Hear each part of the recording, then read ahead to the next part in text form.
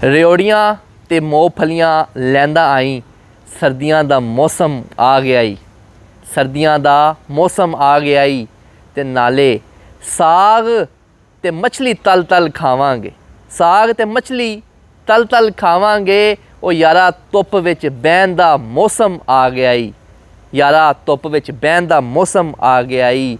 रज़ाइयाँ ते गर्म बिस्तरे कढ लई, हुण तेरे यार दे आन दा मौसम आ गया ही। दोस्तों, उम्मीद करता हूँ आप सब लोग ठीक ठाक होंगे। उमैर गुल आपकी पेशे खिदमत आज एक नए टॉपिक के साथ हाज़िर है।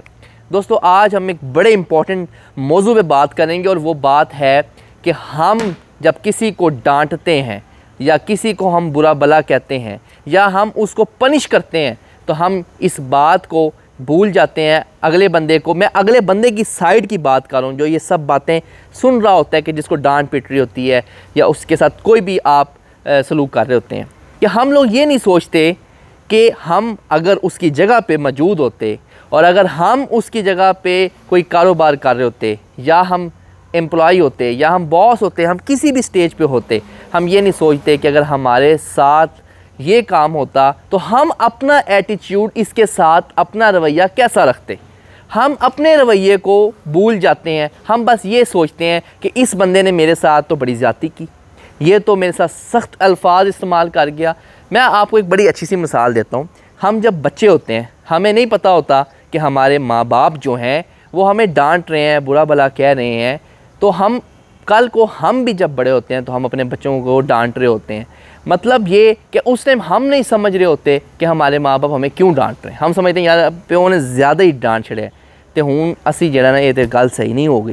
लेकिन अगर हम जब बाप बनते हैं हम अपनी औलाद को समझाते हैं कि यार तुम ये बात गलत कर रहे हो। इसी तरह जब हम कहीं एम्प्लॉय होते हैं और हमारा बॉस हमें कुछ कहता है तो हम लोग ये क्यों नहीं सोचते कि अगर हम इसकी जगह पे बॉस होते और हम कहीं पे ड्यूटी कर रहे होते और हमारा अगर एम्प्लॉय छुट्टी कर जाता और वो टाइम पे ना आता और बाकी दीगर मामला, तो हम उसके साथ क्या करते। मुझे पता है कि हर बंदा अपने बिज़नेस को, अपनी जॉब को बड़ा वही समझ सकता है, वही कर सकता है। कोई उसके साथ जो हमदर्दी कर सकता है लेकिन कभी भी उसके बराबर की तो नहीं कर सकता ना, जिसका वो बिज़नेस है या जो भी जिसकी वो कंपनी वो रन कर रहा है वो तो नहीं वो कर सकता। लेकिन एक एहसास पैदा हो जाएगा कि हाँ यार आज इस बंदे का इतना लॉस हुआ है, ये सही कलप रहा है, ये सही डांट रहा है। अगर मैं इसकी जगह होता और मेरे एम्प्लॉयज़ होते और वो भी ये गलती करते तो मैं उसको यही डांटता।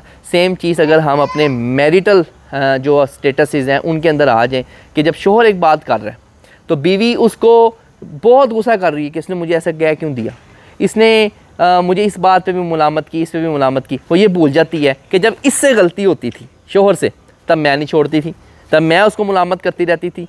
तो अगर हम लोग एक दूसरे के मामलात में आप चाहे एम्प्लॉई हैं चाहे आपको किसी भी जगह के ऊपर मेरी ये बात फिट हो जाती है कि हम ये सोचें कि अगर हम इसकी जगह पे होते, if we were at the place of the person कि जिसको हम ये बुरा भला कह रहे हैं, तो हम उसके साथ क्या कहते। काफ़ी मसले आपके हल हो जाएंगे। लेकिन अब आपकी मछली वगैरह आती होगी या रेवड़ियाँ आती होंगी, उनके इंतज़ार करें, उनको नोश करें। मुझे दीजिए इजाज़त। अल्लाह हाफ़िज़।